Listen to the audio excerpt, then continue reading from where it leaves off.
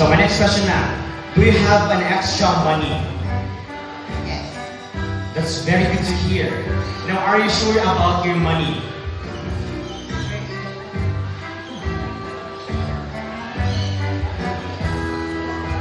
Sure na sure sa money. Alright, so let's start. So all you have to do next, ma'am, is to extend your right arm like this and hold the tip of the money.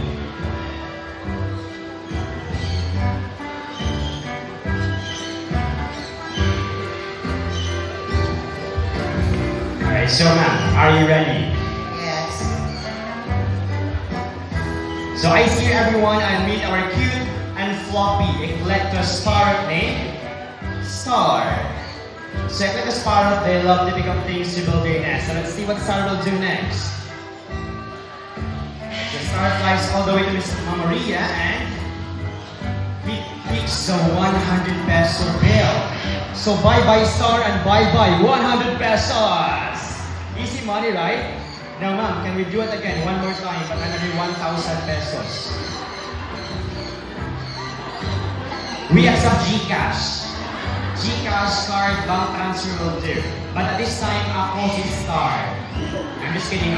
I'll help you get your money back. So all you have to do next is to extend your right arm again like this and open your palm. So Star is a good bird. She loves seeds more than money. So Star buddy, let's retrieve the money. Alright, so Star flies back all the way to Mama Maria and he puts the 100 peso bill back. Alright, so a round of applause for a cute and floppy Eclectus parrot named Star. So ma'am,